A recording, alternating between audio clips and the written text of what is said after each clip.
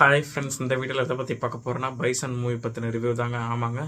So படம் பார்த்துட்டேங்க. உண்மையிலேயே ஒரு ஒரு சாட்டிஸ்ஃபேக்ஷன் இருக்குது. நான் அதை பற்றி சொல்கிறேன். அதுக்கு முன்னாடி இந்த வீடியோ சப்ஸ்கிரைப் பண்ணிவிட்டு பாருங்கள். ஒரு லைக் அண்ட் கமெண்ட் பண்ணுங்கள். அப்போ தான் எனக்கும் கொஞ்சம் மோட்டிவேஷனாக இருக்கும். ஸோ அதான் ஃப்ரெண்ட்ஸ். ஸோ வாங்க போய் பார்க்கலாம். ஸோ பைசன் மூவி பார்த்தீங்கன்னா ஸ்டார்டிங்லேயே அந்த கண்டென்ட்டுக்குள்ளே இனிஷியலாகவே போயிடுறாங்க. ஃபுல்லாகவே மீன்ஸ் இனிஷியலாகவே நம்ம மைண்டை டியூன் பண்ணிடுறாங்க அந்த ஸ்டார்டிங்கில். ஸோ அந்த வகையில் மாரி சாரை பாராட்டலாம். ஸோ இந்த மூவியோட லீட் துருவ் விக்ரம் அண்ணா ஒரு கம்ப்ளீட்டாக வேறு லெவலில் பண்ணியிருக்காருங்க. அவருக்கு இன்டர்வியூஸில் சொன்ன மாதிரி இதுதான் என் ஃபர்ஸ்ட் படம் அப்படின்னு சொன்ன மாதிரி அதுக்கு ஏற்ற அளவுக்கு இம்பேக்ட் தான் பண்ணியிருக்காருங்க. அதுதான் உண்மை. ரெண்டு ஹாஃப்லேயுமே, ஃபர்ஸ்ட் ஹாஃப்லேயும் சரி செகண்ட் ஹாஃப்லேயும் சரி அவ்வளோ எஃபர்ட்ஸ் போட்டு பண்ணியிருக்காருங்க. அந்த கபடி சீன்ஸ்லாம் உண்மையிலே கபடி அவர் கொஞ்ச நாள் ப்ராக்டிஸ் பண்ணிட்டு இது பண்ணாரா அது என்னன்னு எனக்கு தெரியல. பட் ஆனால் ஒரு ப்ரொஃபஷனல் கபடி பிளேயர் கிட்டத்தட்ட, not meant to be professional, ஆனால் கிட்டத்தட்ட அவரோட ஒரு பொட்டன்ஷியலை காமிச்சாங்க. ஒரு ப்ரொஃபஷனல் கபடி பிளேயரானா எப்படி ஆடுவாங்கன்ற அளவுக்கு.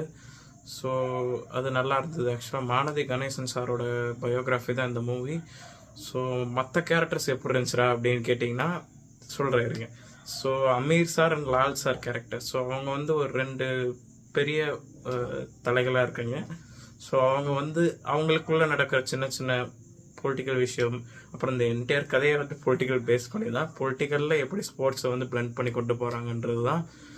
ஸோ அது வேறு லெவலில் பண்ணியிருந்தாங்க. ஸோ அடுத்து பார்த்திங்கன்னா பசுபதி சாரோட ரோல் இந்த கிட்டத்தட்ட ஒரு ஃபாதருக்கு பியாண்ட் த ஃபாதர் கேரக்டர் மாதிரி தாங்க இருந்தார். கண்டிப்பாக அவரோட மகனுக்கு எவ்வளோ மோட்டிவேஷன் கொடுத்து ஒரு விஷயத்தில் சாதிக்க வைக்கிறது அப்படின்றத தாண்டி நிறைய விஷயங்கள் இருக்குது. நீங்கள் படத்தில் பாருங்கள், கண்டிப்பாக உங்களுக்கு புரியும்.